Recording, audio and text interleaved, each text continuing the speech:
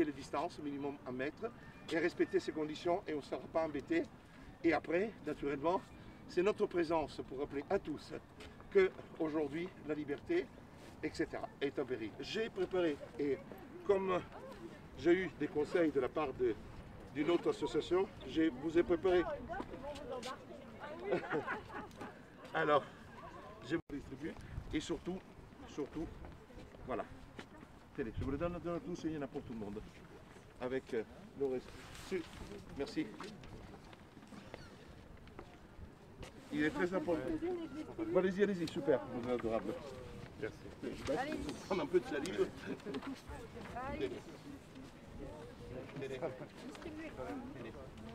Faisons quelque chose de vraiment coordonné. Très important, c'est de garder les distances. On va se mettre sur le port. Oui, merci.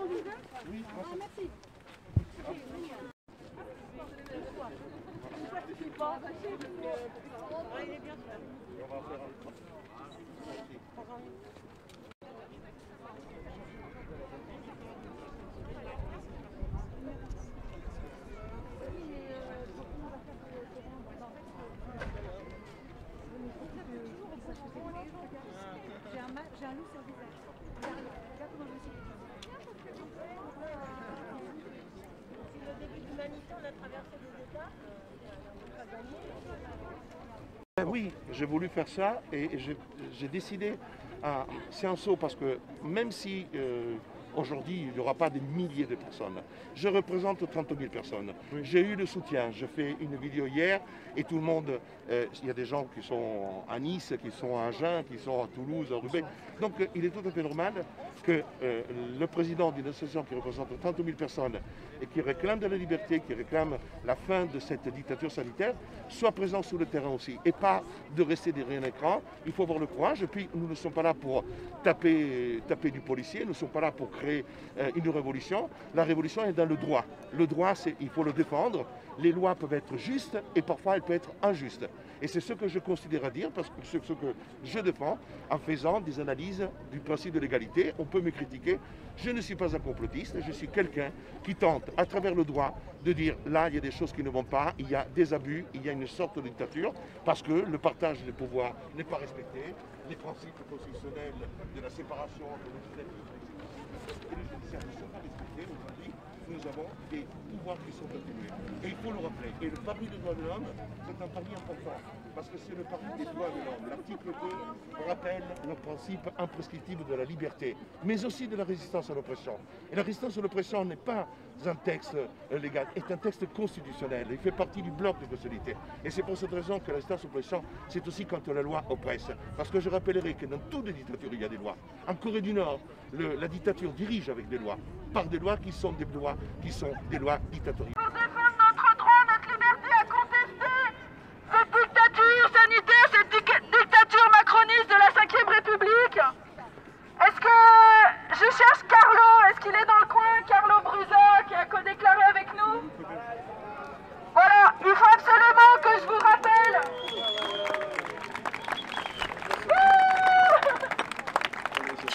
Ça va? Ça va? Bonjour. Ça va? Donc merci à tous d'être venus, d'être mobilisés.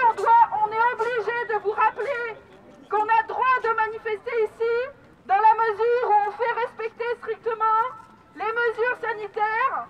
Même si on les critique, on doit les respecter pour être dans la légalité, donc pour avoir la permission de rester et de ne pas être verbalisé. Donc on compte sur vous pour tous rester suffisamment à distance les uns des autres. Donc je vous invite à ce que tout le monde recule un peu d'un pas et qu'on vraiment soit tous à 1 mètre, 1 mètre 50. Et à tous veiller à porter le masque. C'est à ces conditions qu'on aura l'autorisation et qu'on pourra continuer à manifester.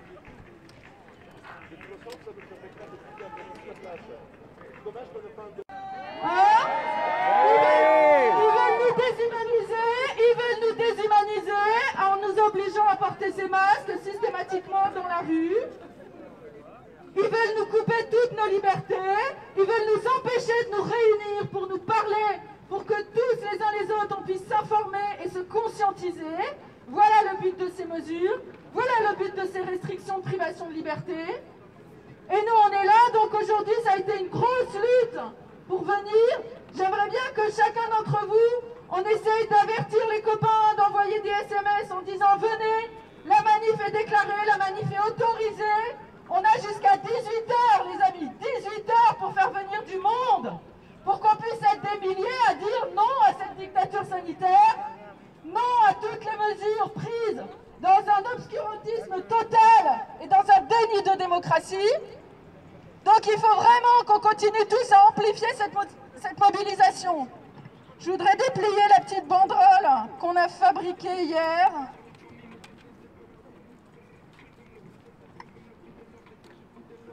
Vous avez besoin d'aide?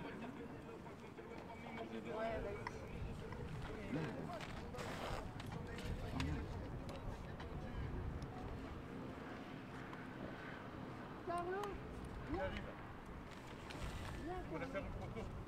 Viens avec nous, ils en font plein. Il fait une photo quand même. Ça fait une photo quand même, parce que c'est quand même beau. Ah, c'est magnifique, le cadre est splendide. On a un temps fabuleux. Même le climat nous est favorable. C'est le meilleur décor qu'on puisse avoir. Merci beaucoup. Avec plaisir. Je donne la parole à Carlo. Je voulais d'abord vous remercier. Je sais que ce n'est pas facile. Ce n'est pas facile dans un contexte comme celui que nous vivons de sortir de chez soi, d'avoir la crainte parfois de se retrouver dans une situation compliquée. Vous voyez qu'aujourd'hui nous sommes accueillis d'une manière respectable parce que nous devons respecter. Et ça, c'est au signe aussi d'une civilisation que les gens qui peuvent critiquer, analyser, discuter des textes, contester la portée et la valeur de certains textes par rapport aux valeurs constitutionnelles, aux droits de l'homme, sont des personnes dignes de respect, et pas des casseurs, pas des complotistes prêts à faire sauter les verrous de la République. Nous sommes dans la République, et nous sommes devant la Tour Eiffel, qui est un symbole de Paris, symbole de liberté. Nous avons nos pieds sur le parvis des droits de l'homme. Le parvis des droits de l'homme, c'est la déclaration, c'est les 17 articles qui sont le socle de notre République, qui devraient diriger la pensée des législateurs, la pensée de l'exécutif, la pensée de tout le monde. Et malheureusement, aujourd'hui, ce que nous constatons, et ça c'est Réaction 19, c'est le fait d'avoir érigé la santé au même niveau que les valeurs les plus imprescriptibles, comme celui de la liberté. Et ça, à partir du moment que nous lâchons une partie de notre liberté pour la santé ou pour la sécurité, nous risquons de ne plus le retrouver, la liberté. Et c'est pour cette raison qu'être là, peu importe le nombre, moi je suis là et je représente 30 000 personnes qui sont aujourd'hui les adhérents de Réaction 19. 30 000 personnes qui ont dit oui, qui ne peuvent pas se déplacer, qui sont à Roubaix, à Agen, à Valenciennes, à Strasbourg, et je les salue. Et je leur dis, nous sommes là.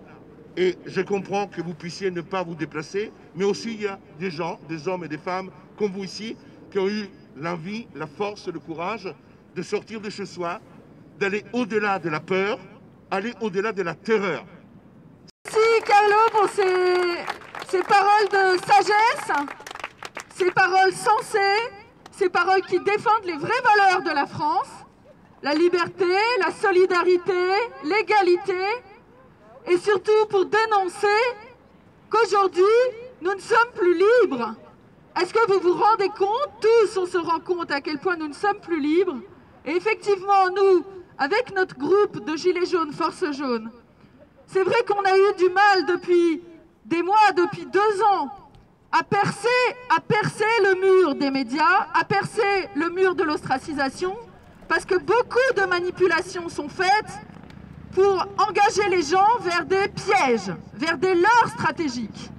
Et beaucoup de choses sont faites pour brouiller le message, pour empêcher les gens d'avoir accès à la vérité et d'avoir accès aux vraies valeurs qui sont celles que nous défendons. Donc oui, on est dans un État qui empêche de plus en plus les gens d'exercer leur liberté, mais on a aussi des moyens légaux, juridiques de combattre. Et on pourra, nous, défendre la démocratie et défendre la liberté qu'en étant strictement irréprochables dans notre façon d'agir et en respectant, évidemment, tout un chacun, y compris les hommes en bleu, qu'on appelle parfois les Playmobil pour se moquer gentiment d'eux, y compris les forces de l'ordre, qui, parfois, ont eu des comportements inacceptables, c'est évident. Mais nous, on ne doit pas rentrer dans un jeu délétère un cercle infernal de montée de la violence. On ne doit pas rentrer dans le jeu des provocations que veut le pouvoir. Et c'est pour ça qu'on continue de clamer qu'on doit être strictement pacifique pour défendre nos valeurs. Et c'est pour ça qu'on est pacifique avec Force Jaune. Et le cœur de notre mobilisation depuis 2 ans, c'est de dire qu'il y a une précarité, des inégalités galopantes. On a aujourd'hui 10 millions de pauvres en France, 10 millions minimum, parce qu'entre les chiffres officiels des ONG et la réalité de ce que nous, on observe tous dans nos vies quotidiennes, chez nos voisins, chez nos amis, on sait tous qu'on a de plus en plus de difficultés à vivre. Voilà. Moi, ma situation personnelle, je ne vais pas m'étendre dessus, mais ça fait 3 ans que je suis RSA, 3 ans que je ne peux plus travailler parce que j'ai osé ouvrir ma gueule, j'ai osé dénoncer la précarisation, l'illégalité de mon ancien employeur. Et quand on se bat aujourd'hui, on est ostracisé, on a de moins en moins moyen de se battre depuis la loi travail, depuis toutes ces lois anti-chômeurs, anti-précaires qui ont été promulguées depuis 2 ans. Et tout va en s'augmentant. Donc on nous casse nos droits humains, on nous casse nos droits sociaux, on casse le droit du travail, on casse les services publics. Voilà la réalité aujourd'hui. Et on arrive dans une situation où les gens sont tellement démunis, tellement précaires qu'ils n'osent même plus sortir dans la rue pour défendre leur liberté. Parce que pourquoi aujourd'hui on n'est pas 5 000, 10 000, voire plus, alors qu'on est des milliers à râler sur les réseaux sociaux, à dénoncer qu'on n'accepte pas de se faire priver de nos libertés, on n'accepte pas de devoir porter un masque non-stop, encore moins de voir que nos petits-enfants de 6 ans à l'école sont obligés de porter un masque toute la journée, ce qui est absolument inacceptable. Pourquoi on n'est pas des centaines de milliers dans les rues? Vous voyez bien que depuis 2 ans, on a eu toute une orchestration à la fois médiatique et juridique pour atteindre le droit de manifester, pour réprimer, pour faire peur, pour dire aux gens « Regardez, on doit se tenir bien sage », comme le dit le film de Dufresne. Tout est fait pour nous tenir bien sages. Mais par contre, les gens qui, comme nous, arrivent à faire des manifestations, arrivent à déclarer, parce qu'avec notre groupe, ça fait 2 ans que tous les samedis ou presque on fait des manifestations, et qu'on est totalement invisibilisé des médias. Est-ce que vous avez remarqué, par exemple, que la victoire juridique qu'on a eue contre le préfet de police, il n'y a pas eu un seul entrefilé dans aucun média? Vous vous rendez compte?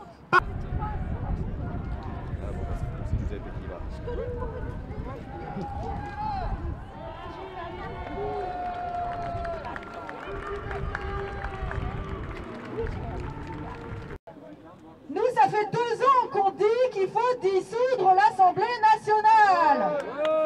Pourquoi dissoudre l'Assemblée nationale? Comme on vient de le dire à multiples reprises, le fonctionnement de nos institutions n'est plus démocratique. On n'est plus en démocratie, si tant est qu'on ne l'a jamais été. Ok?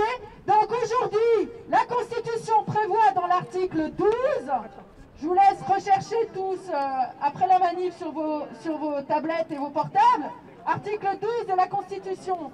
Lorsqu'il y a une crise de la représentativité, et on est en plein dedans, alors le président de la République est en mesure, sous simple consultation, c'est-à-dire qu'il n'y a pas obligation d'avoir l'aval de qui que ce soit, il doit dissoudre l'Assemblée nationale. Et c'est pour ça que nous demandons depuis 2 ans la dissolution de l'Assemblée nationale et la création d'états généraux citoyens. Nous ne voulons pas, suite à la dissolution de l'Assemblée, d'autres élections dans le même contexte.